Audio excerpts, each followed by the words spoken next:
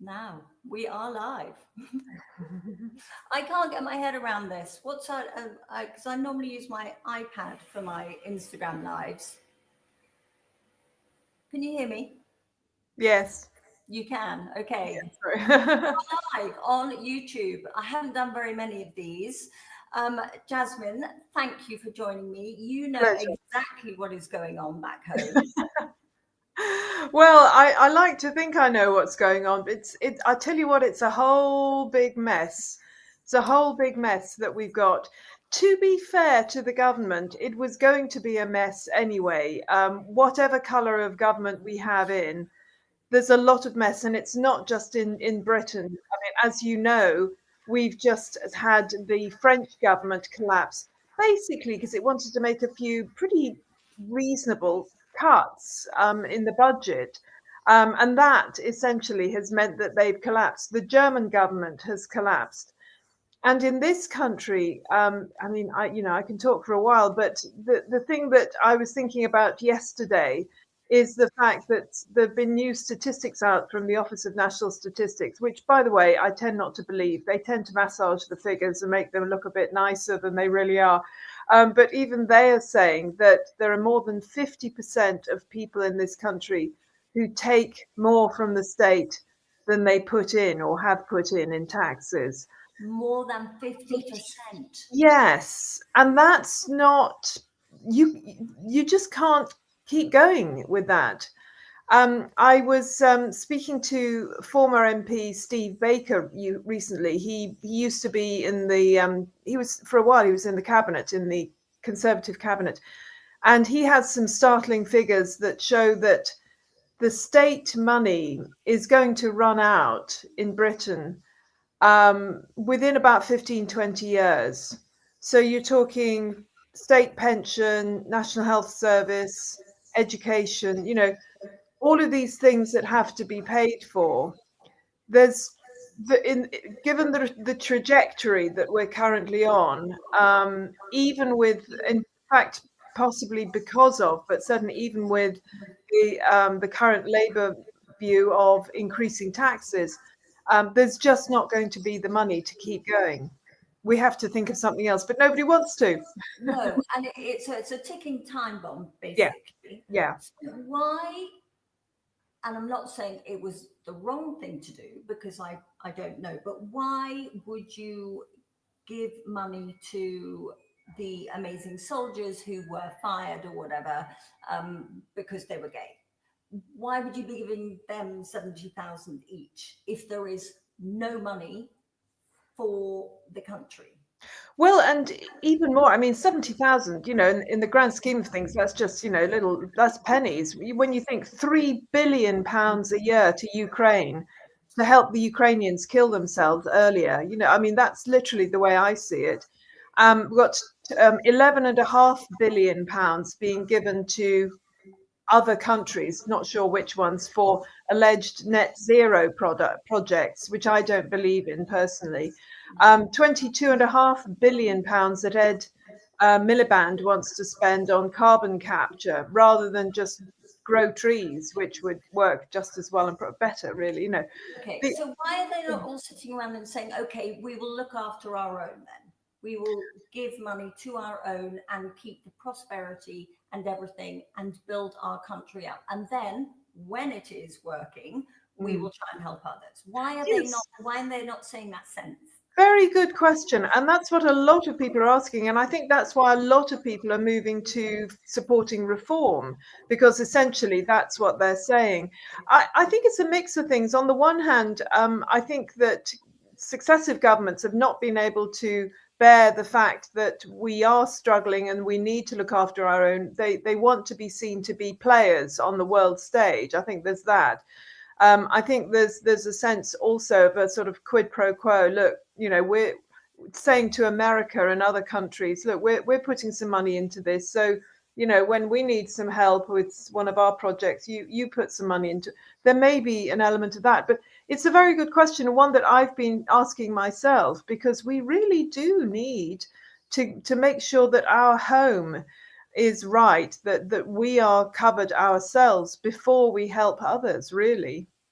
So if we help fix Ukraine and it sorts itself out at a certain stage, are they then going to lend us some money when we?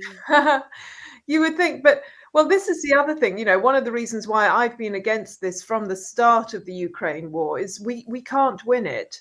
As far as that's my view of it, that we can't win. We are just pouring good money after bad. The whole basis of the Ukraine war is far more nuanced, far more mixed than we are told, I think, by the media generally, which is, let's be honest, mainly propaganda.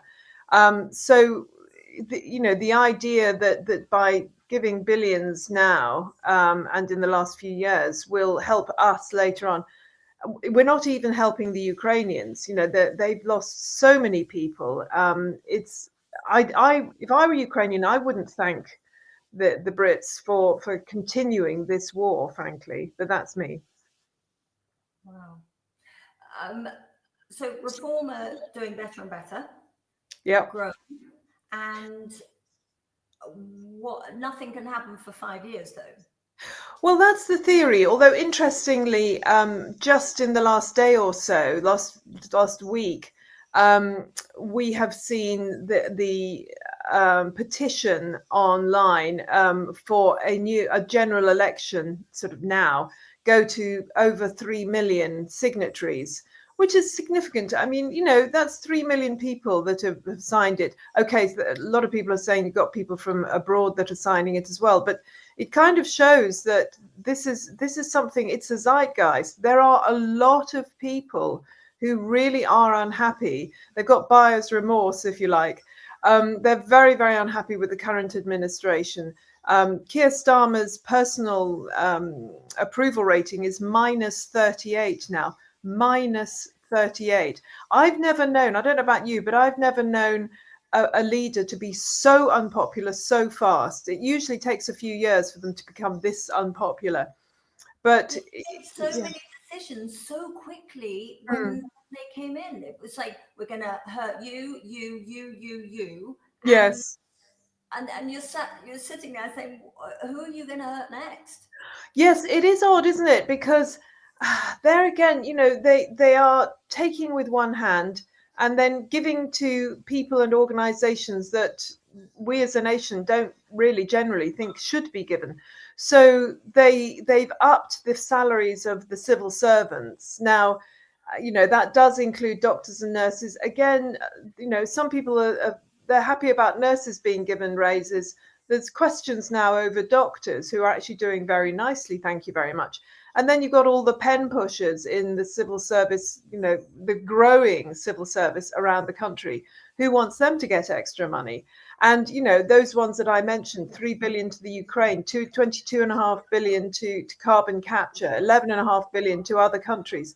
So it's deeply unimpressive when they are, as you say, taking from the retired people and giving to whoever, it seems, and that makes them very unpopular. And then they are increasing taxes. Now, the last government, the so-called Conservative government, whacked taxes right up.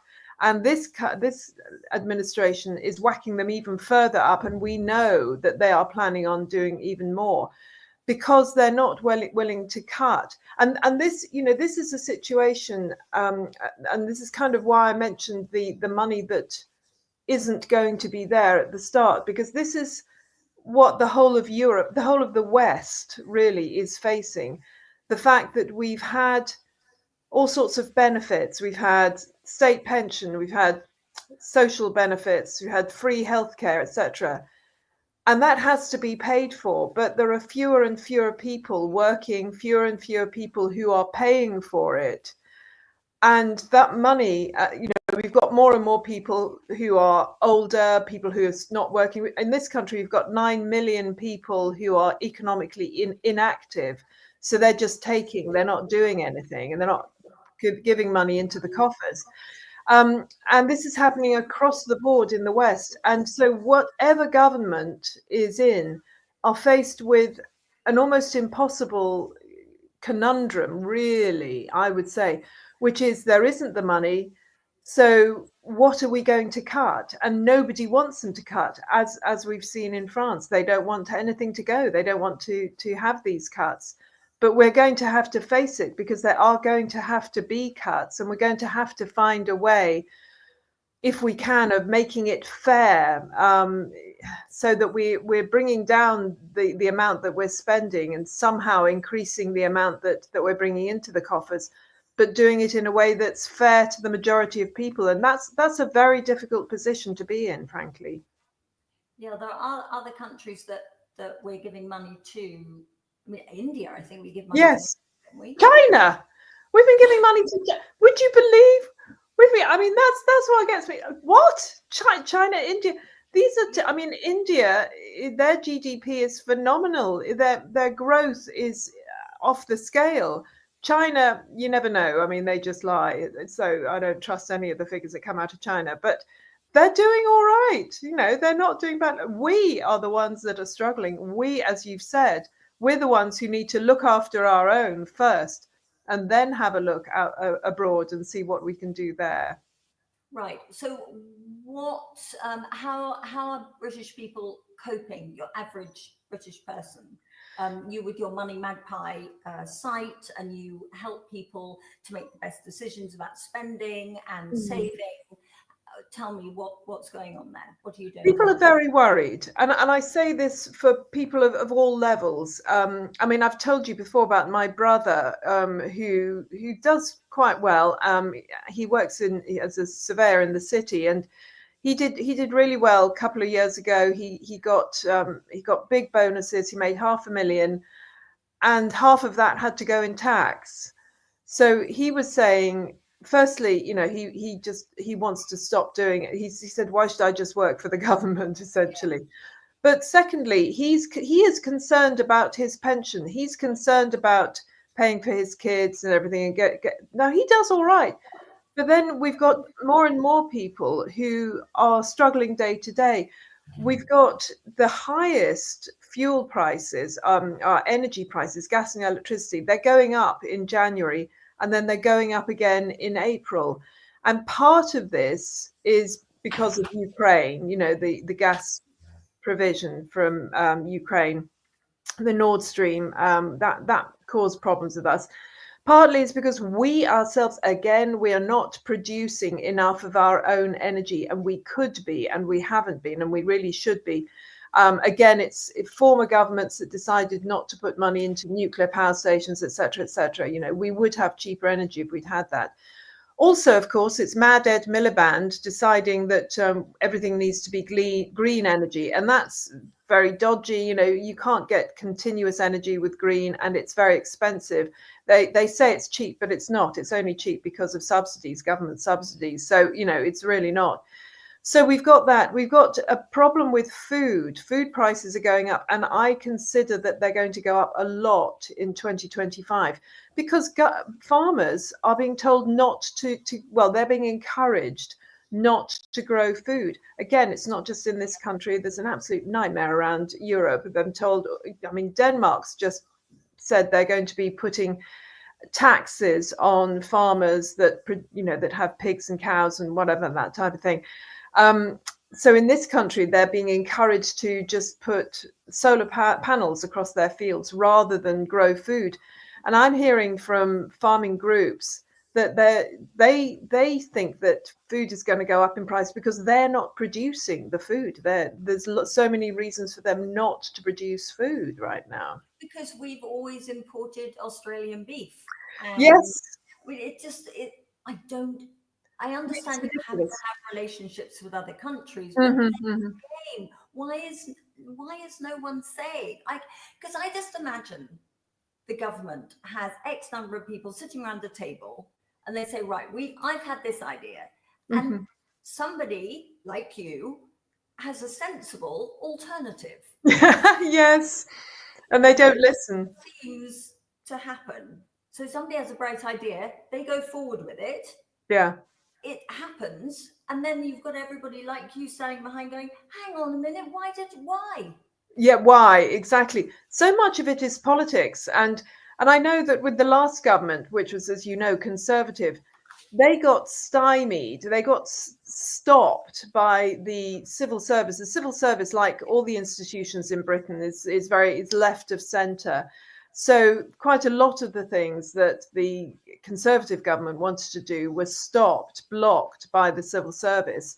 But also, politics generally, they have so many lobbyists pushing their ideas and offering lots of money to do this, that, and the other. I mean, it happens everywhere, but it certainly happens here. It means that really good ideas, sensible ideas, don't get done. And on the subject of food, I was just, I was out to dinner last week with some friends, and we were talking about the amount of fish and seafood products that we fish here in Britain that is immediately sent abroad, mostly to France.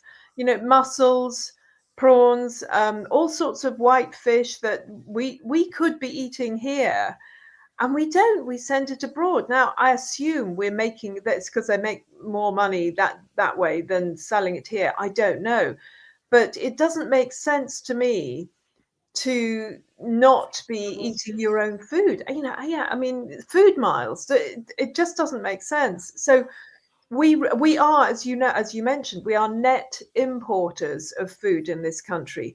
Apparently, we have. Sorry, going back to the green agenda. Yes, well, why are we buying beef from Australia? Yeah, absolutely. It just doesn't make sense, does it? It doesn't make sense. I mean, you just keep going food miles.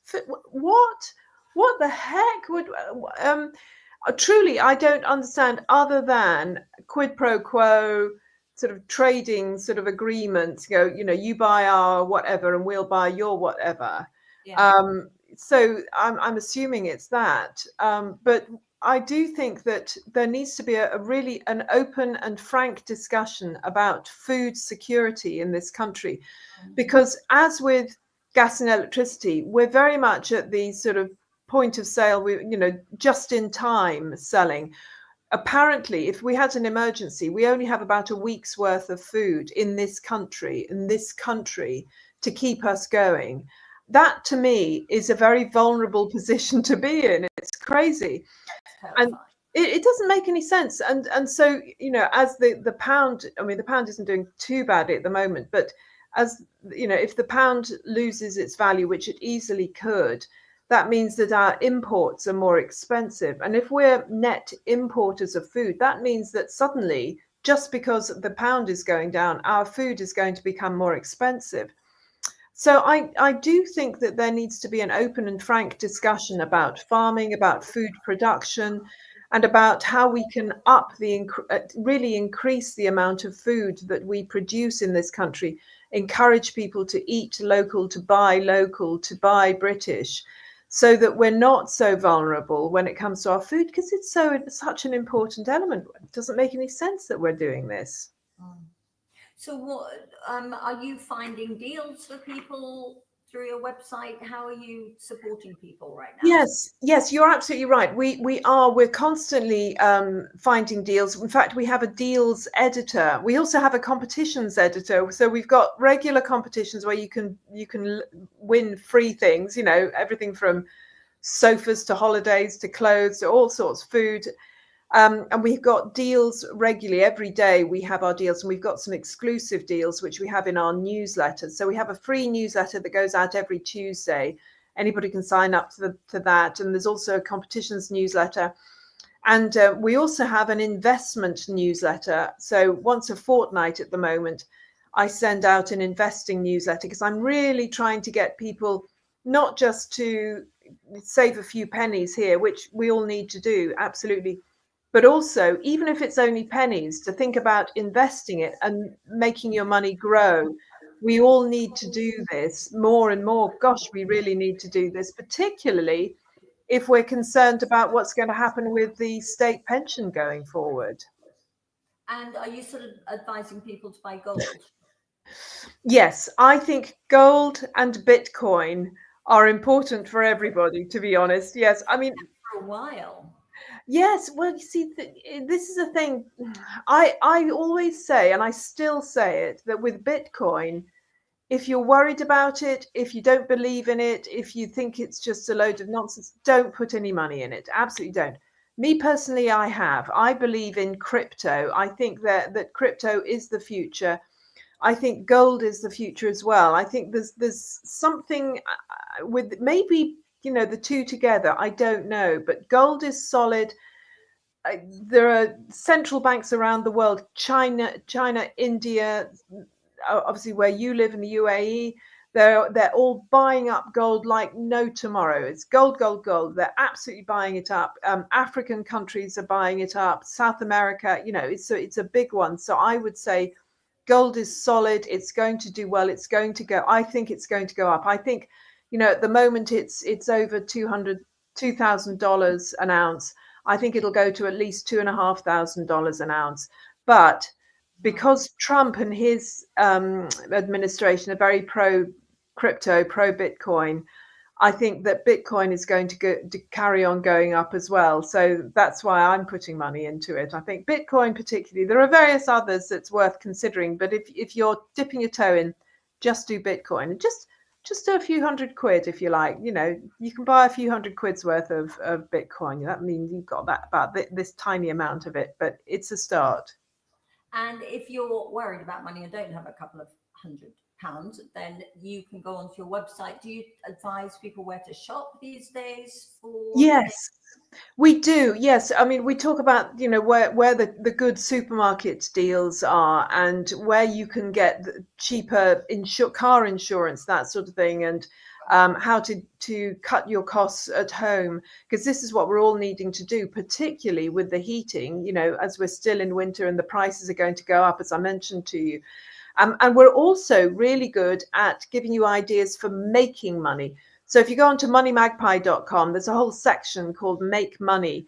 And we've got loads of ideas, everything from dog walking to selling your hair to, being a chocolate taster to waitressing, all kinds of things. There are all sorts of ways of making extra cash. And this, I think, is really important for everybody because really there's only so much you can cut, frankly. We've got to eat, we've got to heat the house, really. So the ideal now, I think, is to increase your income so that you can afford what you need to afford. Yes. Yeah. Okay. So you're helping people through your website. Do you see any light at the end of the tunnel? Light at the end of the tunnel. Yeah, light at the end of the Well, as you know, there are lots of people leaving, lots of rich people leaving the UK. We've got, we are the second highest for people leaving, the millionaires leaving. Apparently China's first and then it's us. But I mean, I'm not a multimillionaire or anything like that, but I have thought, should I stay or should I go? And I think, there's so much that's good in the UK. There really is. And if we get together, and this is what I'm doing, I'm getting together with like-minded people. If we get together and work together, we can rebuild things. We really can. And I'm looking towards direct democracy. I think we need a whole new political system. And if there are enough of us who are willing to do it and willing to work for our country and take what is good and build on that and clean up the muck that has accrued over the decades, certainly over my lifetime, I would think, then I think we can create something really good. We really can be a player again, a proper player on the world stage. But we need to work together. So this is what my message is to work together. We can't do it on our own. Get into groups, come up with ways to get more direct democracy, work in the community, do what we can to build in however small a way. Each person has something to offer. And if we're doing it with other people, then it helps exponentially, I think. And that would be going as far as buying your eggs from an egg farm. Absolutely. Absolutely. Yes. I went to a butcher yesterday, actually. Yeah. Amazing. Oh my gosh. Yeah. From supermarket stuff. So much better, isn't it? I try and buy as much as possible from our farmers market, which is only on Sundays. But I buy, and certainly my milk now. I will only buy from the farmer's market or from direct from farm shops, or it has to be organic, because so much milk now has that Bovaer product. I mean, are they Ask you insane? about that. Now? Who are the people that we have to avoid? What do we Well, know? Because some of yeah, them are yes. right.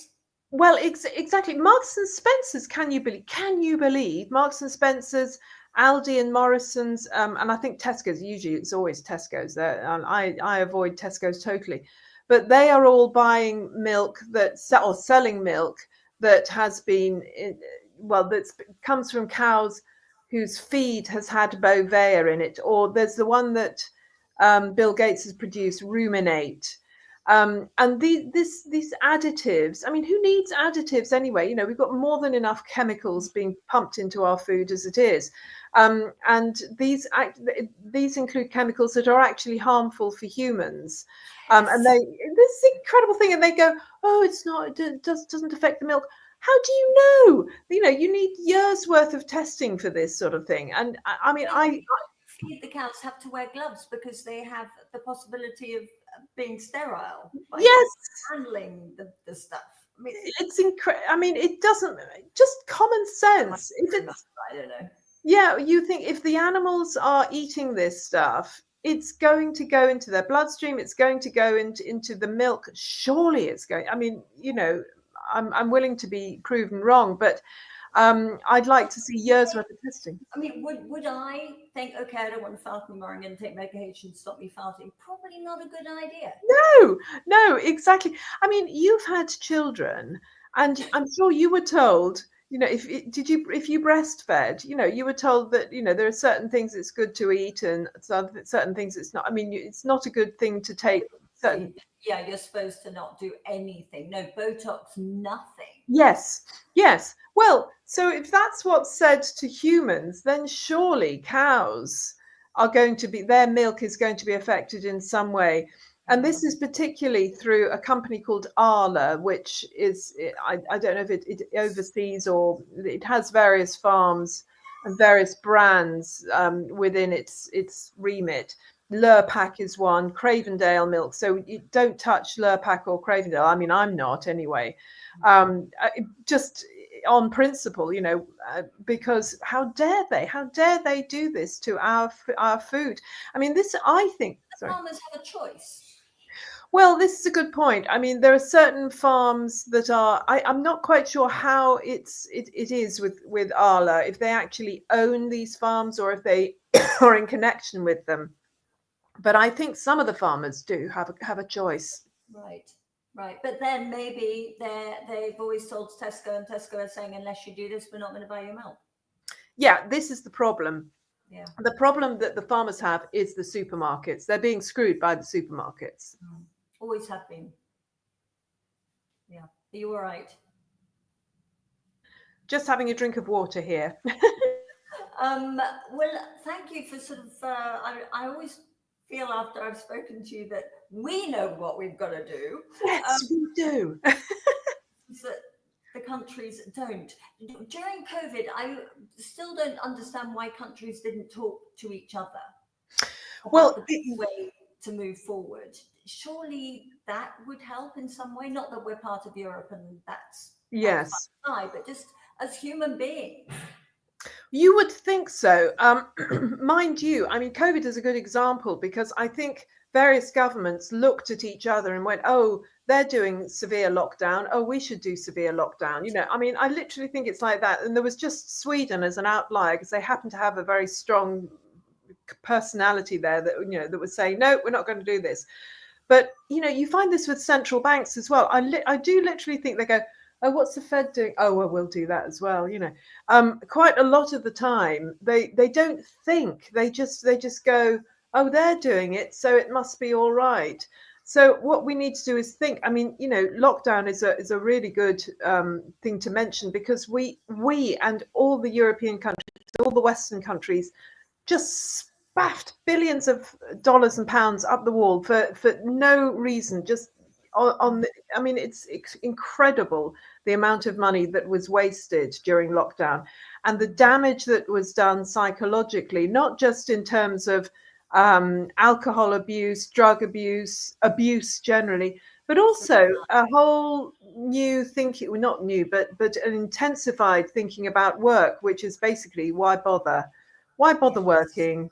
I'll just sit at home because I can sit at home and get paid, and that's really quite nice. And I think I'll do that. So we are now struggling still to get the workforce to work properly again and go to an office and actually produce stuff. It's worse than our productivity has been flatlining for a couple of decades at least. It's horrendous now.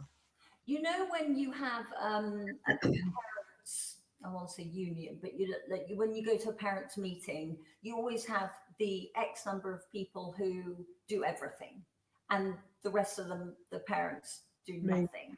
Yes. That is, it's from what you're saying, we have to step up and form groups, but there are too many of the people. Yes. There absolutely are. Yes. How are we going to motivate and get these people moving?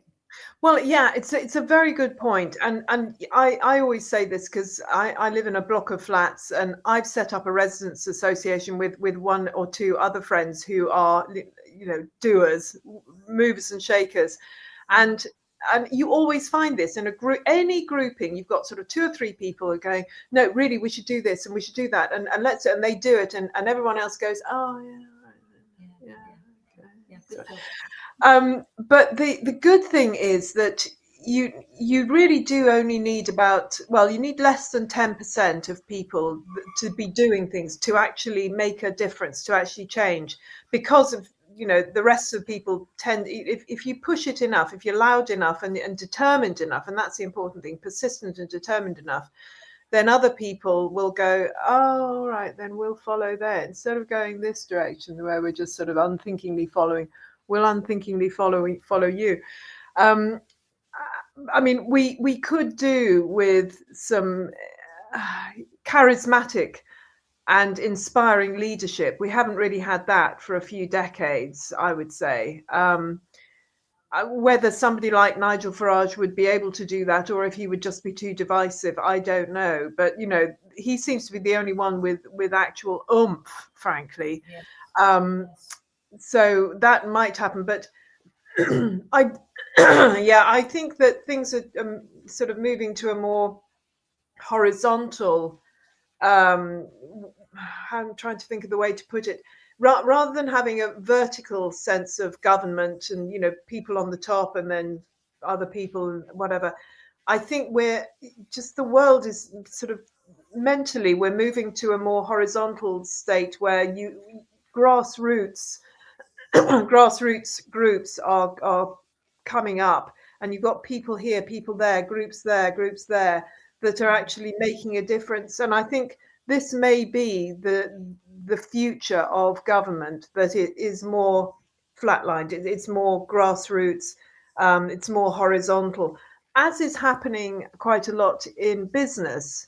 You still have businesses that have the CEO and what he, or usually he, says goes, and everybody does it. But you've got a lot more sort of technology companies that, in theory at least, are more horizontal, with more people making the decisions. And if we could get to that, that would at least be more democratic. If we had more government coming from the ground up, that's what I'd like to see, certainly. Right. Well, you didn't get rid of your mayor. That didn't happen. What happened there? Oh dear. Has he been Oh, elected yet? I can't even bear to look. As a Londoner, I can't bear to see his face, hear his name. He's just shocking, absolutely shocking, frankly. Mm, mm. It is quite worrying. Thank you so much. Follow Jasmine, follow Money Magpie, and she will tell you where to put your money if you've got it, and how Absolutely. to save your pennies, where to shop, and also how to build a community. If you haven't got friends, if you haven't got this, that, the other, like you said, grow vegetables. Yes, You can sell grow it. something. Yeah. Absolutely. I think that's really important. Yes, do follow me. I'm on, as you know, because you and I follow each other on Instagram. I'm Jasmine Birtles there. I'm also Jasmine Birtles on TikTok. And on TikTok, I do a bit more politics really than on Instagram. So that's quite interesting. And I'm going to be setting up the Money Magpie Invest podcast next week. So that should be fun. I'll send you a link, Caroline, so that Always keeping busy. yes, always busy. I love it. Thank you very, very much. Thank And you. I hope that we can talk to you soon. And I hope you've got some amazing news for me. Lovely. It will be. It'll be good. Thank Thank you. you. Bye. Bye.